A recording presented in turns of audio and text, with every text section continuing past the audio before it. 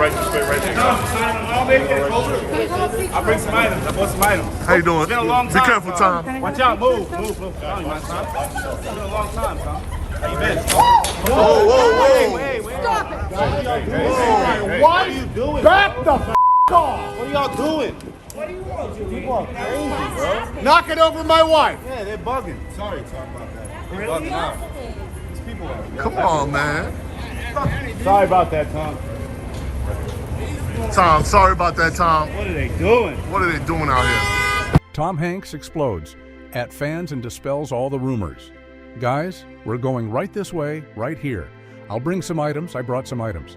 How you doing? It's been a long time. Watch out, move. It's been a long time, Tom. Whoa. Stop it. What are you doing? What are you all doing? People are crazy, bro. Knock it over my wife. Yeah, they're bugging. Come on, man. Sorry about that, Tom. Tom, sorry about that, Tom. What are they doing? What are they doing out here? From Tom Hanks yells at fans after they nearly knock wife Rita Wilson over, watch. Tom Hanks, Hollywood's quintessential nice guy, has long charmed audiences with his warm demeanor and seemingly endless patience. However, recent events have revealed a more complex individual beneath this carefully cultivated image. The catalyst for this revelation came outside a New York City restaurant, where overzealous fans nearly knocked over Hanks's wife, Rita Wilson. In a rare display of anger, Hanks confronted the crowd, protecting his wife and admonishing the group.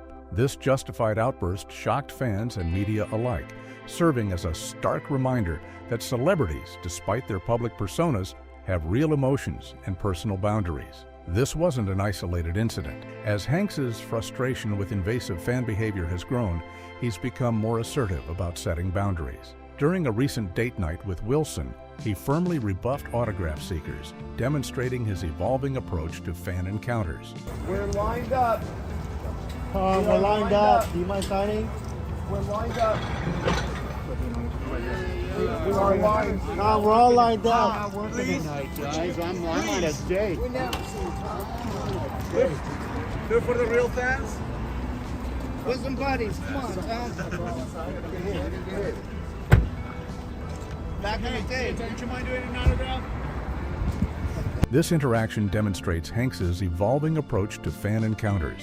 While still acknowledging his admirers, he's become more comfortable asserting his right to personal time and space. It's a delicate balance that many celebrities struggle to maintain, often swinging between extreme accessibility and complete withdrawal.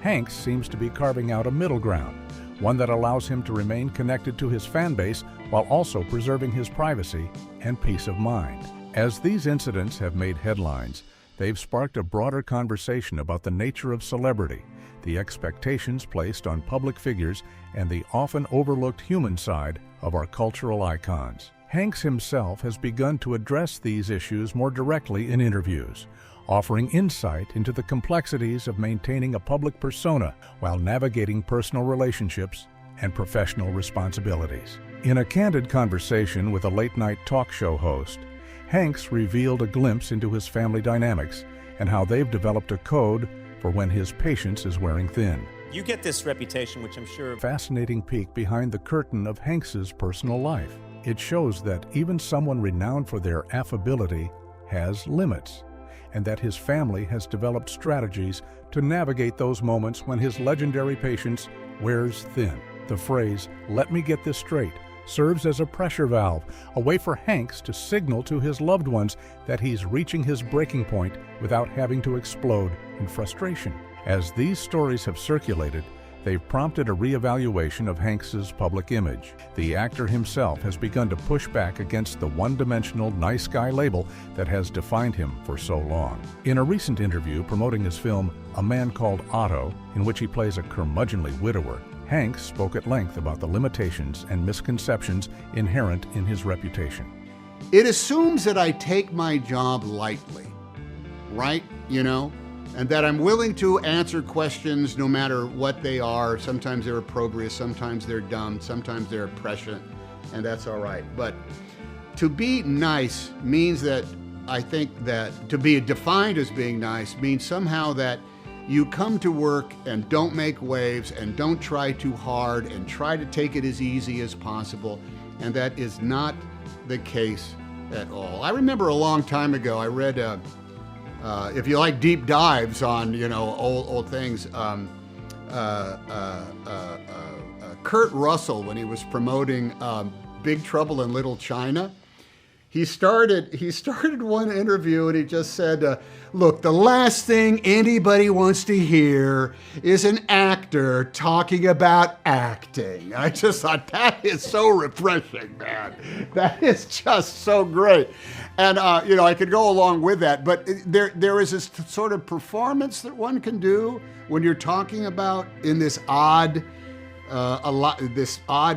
formula of promoting a movie that you're in and everybody has to do it, and your job is to do it and my job is to talk about it, that just says, well, let's make this as pleasant as possible for each other, and maybe every now and again tell the truth, but not just enough of it. So being asked for 1,000 times, what's it like being such a nice guy? I don't know, because that's like asking a fish, what is it like to live in water? A fish doesn't know that he lives in water, and I don't know that I'm a nice guy. This extended reflection reveals a more nuanced view of Hanks's personality and his approach to his career. He pushes back against the notion that being nice equates to being passive or unambitious, asserting that his amiability doesn't preclude him from being a dedicated, hardworking professional.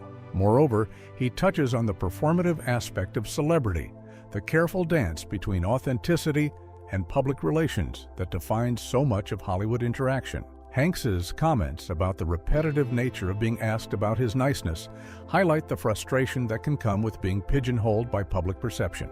His comparison to a fish not knowing it lives in water is particularly apt, suggesting that his behavior is so intrinsic to who he is that he can't objectively evaluate or quantify it. As Hanks has begun to shed light on the more complex aspects of his personality, he's also revealed a relatable side that many fans find endearing. When asked about channeling the grumpy character of Otto, Hanks humorously detailed an everyday frustration that many can relate to. Oh, careful. No, you know the public me. Just wait. Okay, let me ask you this question. Do you subscribe to a lot of streaming services? Yes. Say you're going to watch something on a specific streaming service, right? You got the remote, you press menu on, you flick the thing, you go back and forth.